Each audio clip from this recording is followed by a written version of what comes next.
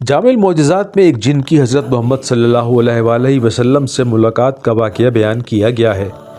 مکہ معظمہ میں ولید نامی کافر رہا کرتا تھا۔ اس کا ایک سونے کا بت تھا جس کی وہ پوجا کیا کرتا تھا۔ ایک دن اس بت میں حرکت پیدا ہوئی اور وہ کہنے لگا، لوگو، محمد اللہ کا رسول نہیں ہے اور تم اس کی تصدیق مت کرنا۔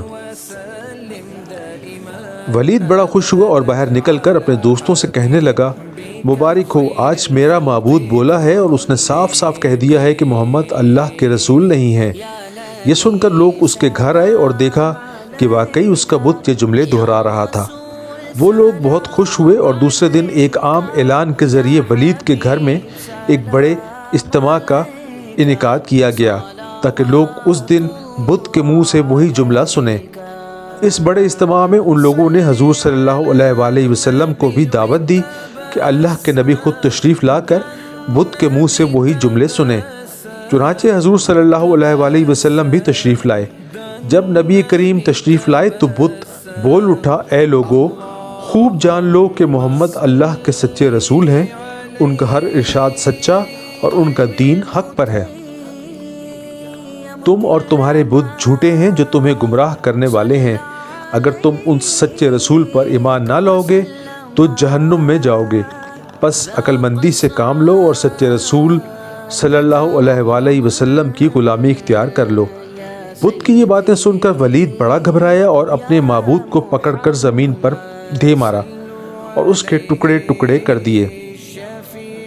حضور صلی اللہ علیہ وآلہ وسلم فاتحانہ طور پر واپس ہوئے تو راستے میں ایک سبز پوش گھڑ سوار آپ صلی اللہ علیہ وآلہ وسلم سے ملا۔ اس کے ہاتھ میں تلوار تھی جس سے خون ٹپک رہا تھا۔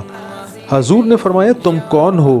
بولا، میں جن ہوں اور آپ کا غلام اور مسلمان ہوں، جبل طور میں رہتا ہوں۔ میرا نام معین بن العبر ہے۔ میں کچھ دنوں کے لیے کہیں باہر گیا ہوا تھا۔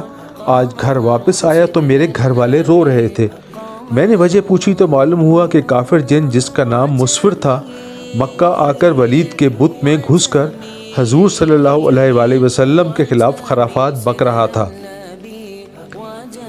اور آج پھر وہ یہی بکواس دوبارہ بت میں گھس کر کرنے والا تھا۔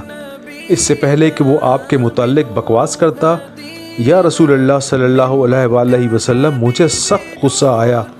میں تلوار لے کر اس کے پیچھے دوڑا اور اسے راستے میں قتل کر دیا۔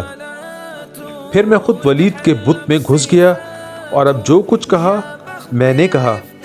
حضور صلی اللہ علیہ وآلہ وسلم نے یہ قصہ سنا تو بڑی خوشی کا اظہار کیا اور اپنے اس جن غلام کے لیے دعا فرمائی۔ جزاک اللہ۔